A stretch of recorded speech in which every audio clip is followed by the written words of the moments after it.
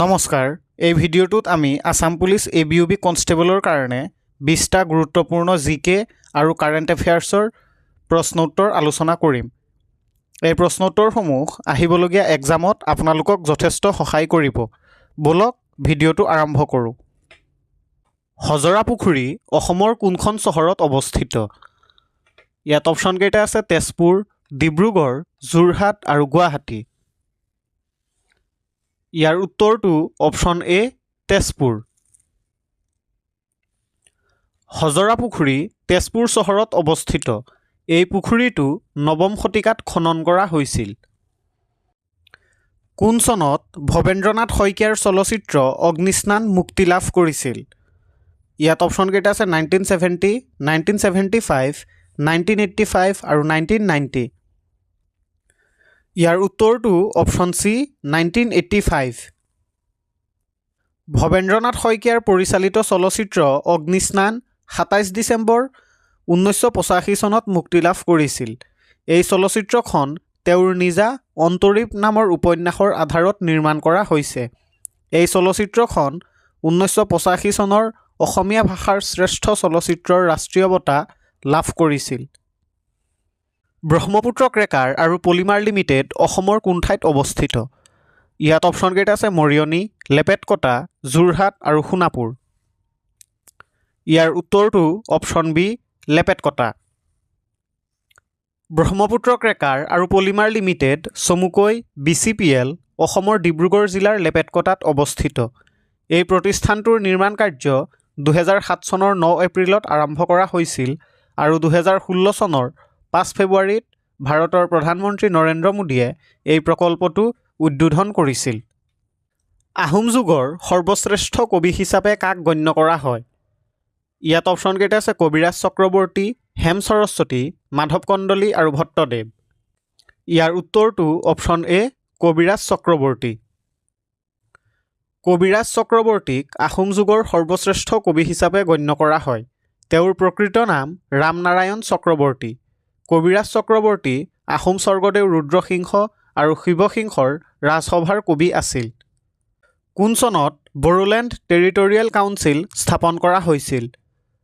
ইয়াত অপশ্যন কেইটা আছে 1990, 2001, 2003 আৰু 2010।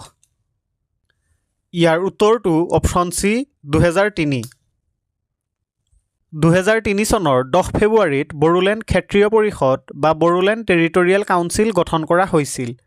অসমৰ বড়োলেণ্ড অঞ্চলত শাসন কাৰ্য সম্পাদন কৰিবলৈ এই পৰিষদৰ গঠন কৰা হৈছিল।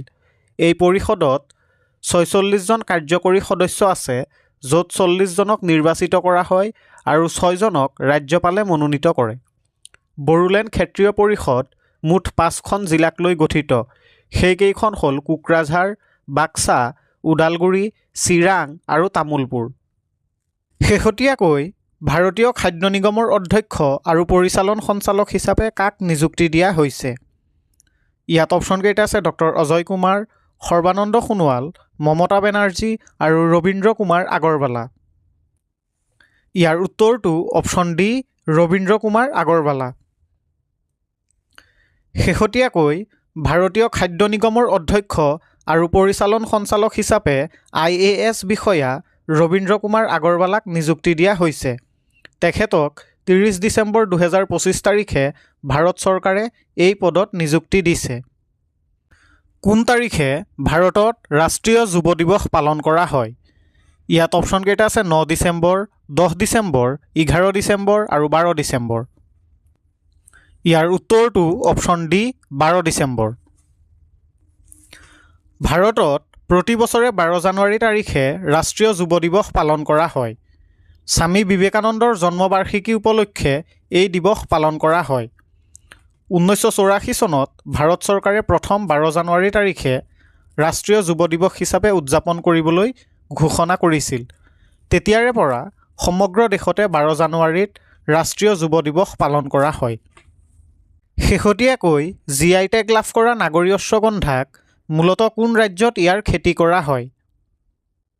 ইয়াত অপশ্যন কেইটা আছে অসম, নাগালেণ্ড, ৰাজস্থান আৰু ছিক্কিম। ইয়াৰ উত্তৰটো অপশ্যন চি ৰাজস্থান। শেহতীয়াকৈ ভাৰত চৰকাৰে নাগৰী অশ্বগন্ধাক ভৌগোলিক সূচক মৰ্যাদা GI টেগ প্ৰদান কৰিছে। প্ৰধানকৈ ৰাজস্থানৰ নাগৌৰ জিলাত ইয়াৰ খেতি কৰা হয়। নাগৌৰ জিলাৰ শুকান জলবায়ু আৰু বালিচহীয়া মাটি অশ্বগন্ধা খেতিৰ বাবে উপযোগী। আকবৰ কোনজন মোগল শাসকৰ পুত্ৰ আছিল? ইয়াত অপশ্যন কেইটা আছে হুমায়ুন, বাবৰ, জাহাংগীৰ আৰু ঔৰংজেব। ইয়াৰ উত্তৰটো অপশ্যন এ হুমায়ুন। আকবৰ দ্বিতীয় মোগল সম্ৰাট হুমায়ুনৰ পুত্ৰ আছিল। পিতৃ হুমায়ুনৰ পিছত আকবৰ ৰজা হৈছিল আৰু 1556 খ্ৰীষ্টাব্দৰ পৰা 1605 খ্ৰীষ্টাব্দলৈ শাসন কৰিছিল। সমুদ্ৰগুপ্তৰ দৰবাৰৰ কবি কোন আছিল? ইয়াত অপশ্যন কেইটা আছে বানভট্ট, হৰিসেন, কালিদাস আৰু ভৱভূতি। ইয়াৰ উত্তৰটো অপশ্যন বি হৰিসেন। সমুদ্ৰগুপ্তৰ দৰবাৰৰ কবি আছিল হৰিসেন। হৰিসেনৰ বাকপটুতা আৰু সাহিত্যিক প্ৰতিভাই তেওঁক সমুদ্ৰগুপ্তৰ দৰবাৰৰ অবিচ্ছেদ্য অংগ কৰি তুলিছিল। হৰিসেনে সমুদ্ৰগুপ্তৰ বীৰত্ব আৰু বিজয়ৰ বৰ্ণনাৰে বিখ্যাত এলাহাবাদ স্তম্ভ শিলালিপি ৰচনা কৰিছিল। ভাৰতৰ কিমানখন ৰাজ্যই ভূটানৰ সৈতে নিজৰ সীমা ভাগ কৰে? ইয়াত অপশ্যন কেইটা আছে 4খন, 5খন, 6খন আৰু 7খন। ইয়াৰ উত্তৰটো অপশ্যন এ 4খন। ভাৰতৰ 4খন ৰাজ্যই ভূটানৰ সৈতে সীমা ভাগ কৰে। এই ৰাজ্যকেইখন হ'ল ছিক্কিম, অসম, অৰুণাচল প্ৰদেশ আৰু পশ্চিম বংগ। এই 4খন ৰাজ্যই ভূটানৰ সৈতে মুঠ 699 কিলোমিটাৰ সীমা ভাগ কৰে। ভেৰজান বৰজান পদুমণি বন্যপ্ৰাণী অভয়াৰণ্য অসমৰ কোনখন জিলাত অৱস্থিত? ইয়াত অপশ্যন কেইটা আছে তিনিচুকীয়া, যোৰহাট, গোলাঘাট আৰু শিৱসাগৰ। ইয়াৰ উত্তৰটো অপশ্যন এ তিনিচুকীয়া। ভেৰজান বৰজান পদুমণি বন্যপ্ৰাণী অভয়াৰণ্য অসমৰ তিনিচুকীয়া জিলাত অৱস্থিত। এই অভয়াৰণ্যখন 3টা পৃথক বনখণ্ড ভেৰজান, বৰাজান আৰু পদুমণিক লৈ গঠিত। এই অভয়াৰণ্যখন 7.22 বৰ্গ কিলোমিটাৰ বিস্তৃত। কোনটো অনুচ্ছেদত উপৰাষ্ট্ৰপতি নিৰ্বাচনৰ বিষয়ে আলোচনা কৰা হৈছে? ইয়াত অপশ্যন কেইটা আছে আৰ্টিকেল 62, আৰ্টিকেল 64, আৰ্টিকেল 66 আৰু আৰ্টিকেল 70। ইয়াৰ উত্তৰটো অপশ্যন চি আৰ্টিকেল 66। ভাৰতৰ সংবিধানৰ 66 নং অনুচ্ছেদত উপৰাষ্ট্ৰপতি নিৰ্বাচনৰ বিষয়ে আলোচনা কৰা হৈছে। এই অনুচ্ছেদৰ অধীনত লোকসভা আৰু ৰাজ্যসভাৰ সকলো সদস্যৰে গঠিত নিৰ্বাচক মণ্ডলীয়ে একক হস্তান্তৰযোগ্য ভোটাৰ আনুপাতিক প্ৰতিনিধিত্ব ব্যৱস্থাৰে উপৰাষ্ট্ৰপতিক নিৰ্বাচন কৰে। বৰ্তমান ভাৰতৰ মুখ্য নিৰ্বাচন আয়ুক্ত কোন? ইয়াত অপশ্যন কেইটা আছে সুকুমাৰ সেন, ৰাজীৱ কুমাৰ, বিবেক যোশী আৰু জ্ঞানেশ কুমাৰ। ইয়াৰ উত্তৰটো অপশ্যন ডি জ্ঞানেশ কুমাৰ। বৰ্তমান ভাৰতৰ মুখ্য নিৰ্বাচন আয়ুক্ত হ'ল জ্ঞানেশ কুমাৰ। তেওঁ ভাৰতৰ 26 সংখ্যক নিৰ্বাচন আয়ুক্ত। 2025 চনৰ 19 ফেব্ৰুৱাৰী তাৰিখে জ্ঞানেশ কুমাৰে ভাৰতৰ মুখ্য নিৰ্বাচন আয়ুক্ত হিচাপে কাৰ্যভাৰ গ্ৰহণ কৰিছিল। বিখ্যাত কামায়নী গ্ৰন্থখনৰ লেখক কোন? ইয়াত অপশ্যন কেইটা আছে জয়শংকৰ প্ৰসাদ, মহাদেৱী বৰ্মা, বানভট্ট আৰু তুলসী দাস। ইয়াৰ উত্তৰটো অপশ্যন এ জয়শংকৰ প্ৰসাদ।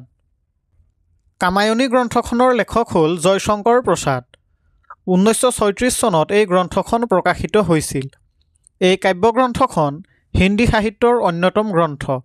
এই গ্ৰন্থখনত মানুহৰ আৱেগ আৰু সংস্কৃতিৰ বিকাশ পৌৰাণিক কাহিনীৰ জৰিয়তে চিত্ৰিত কৰা হৈছে।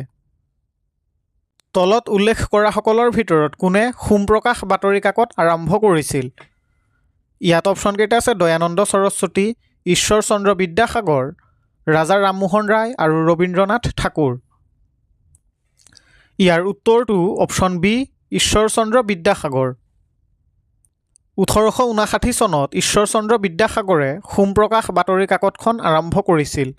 এই বাতৰি কাকতখন সম্পাদনা কৰিছিল দ্বাৰকানাথ বিদ্যাভূষণে। এই বাতৰি কাকতখন সাপ্তাহিক কাকত আছিল আৰু বাংলা ভাষাত প্ৰকাশিত হৈছিল। ৰাষ্ট্ৰীয় দুৰ্যোগ সঁহাৰি বাহিনী NDRF একাডেমী ক'ত অৱস্থিত? ইয়াত অপশ্যন কেইটা আছে নাগপুৰ, ইটানগৰ, গান্ধীনগৰ আৰু ৰায়পুৰ।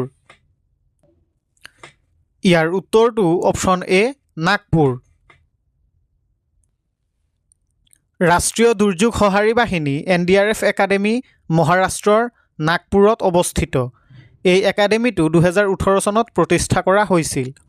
এই প্ৰতিষ্ঠানটোত অনুসন্ধান, উদ্ধাৰ, ৰাসায়নিক, জৈৱিক, জৰুৰীকালীন অৱস্থাকে ধৰি দুৰ্যোগ ব্যৱস্থাপনাৰ দিশত উচ্চ পৰ্যায়ৰ প্ৰশিক্ষণ প্ৰদান কৰা হয়।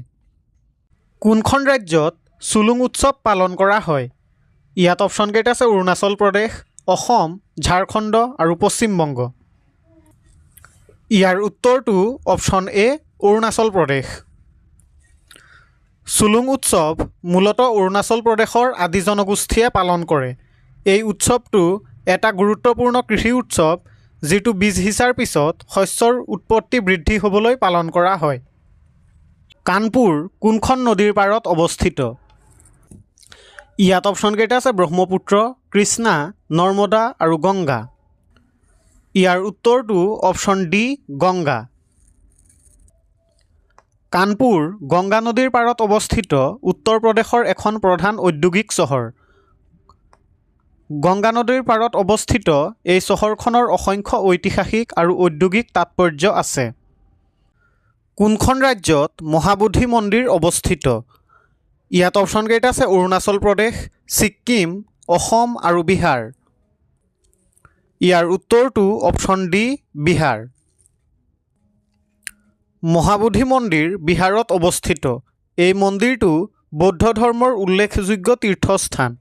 ইয়াৰ ঐতিহাসিক আৰু ধৰ্মীয় গুৰুত্বৰ বাবে 2002 চনত ইউনেস্কোৰ বিশ্ব ঐতিহ্য ক্ষেত্ৰ হিচাপে স্বীকৃতি লাভ কৰিছিল।